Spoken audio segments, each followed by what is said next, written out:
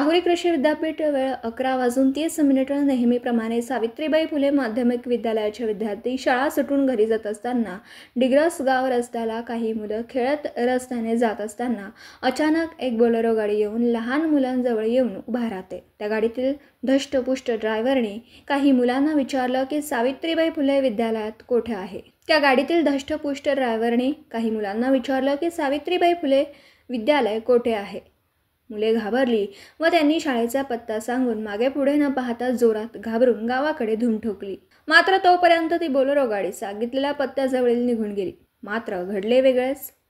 चोर आले, मुलं पकडणारी गाडी आली, अशी अफवा डिग्रस गावामध्ये वाऱ्यासारखी पसरली। एका मिनिटाच्या आत मध्ये प्रत्येकाच्या मोबाईलवर फोन येऊ राहिले की गावात मुलं पळवणारी गाडी आली, 2 मुलांना पळवून नेल्या असा मेसेज गावभर पसरल्याने एकच धावपळ उडाली।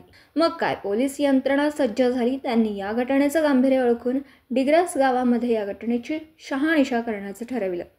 मात्र समोर वेगळाच प्रकार आला की बारामतीवरून एक बोलेरो गाडी डिग्रस गावातील 2 वीटभट्टी कामगार शोधण्यासाठी आली आहे। त्या बोलेरो गाडीवाल्यांनी मुलांना सावित्रीबाई फुले विद्यालय कोठे आहे एवढंच विचारलं होतं, कारण की त्या शाळेजवळील परिसरामध्ये विरकर नावाची व्यक्ती राहत होती। या बोलेरो गाडीवाल्याला त्याच्या घरी जायचं होतं। मात्र मुलांना ड्रायव्हरकडे पाहून वेगळा संशय वाटल्याने त्यांनी घाबरून पळ काढत सुटल्या। तोपर्यंत गावामध्ये मुलं धरणारी गाडी आली आहे असा अफवा पसरली होती। हे सर्व पोलीस चौकशी दरम्यान उघड झालं की ते बोलेरो गाडीवाले वीटभट्टी कामगारांना कामावर नेण्यासाठी आले होते। मात्र त्यांना लहान मुलांना पत्ता विचारण्याचा खूप मोठा मनस्ताप सहन करावा लागला। मात्र या सर्व गोष्टीमुळे गावात काही काळ तणावाचं वातावरण झालं होतं। मात्र पोलीस यंत्रणेने सखोल चौकशी करून सर्व माहिती घेऊन त्या बोलेरो गाडीवाल्याला सोडून दिलं। अखेर ही मुलं पळवून नेल्याची अफवा होती असं स्पष्ट झालं। न्यूज 14 सह दीपक मकासरे, राहुरी विद्यापीठ।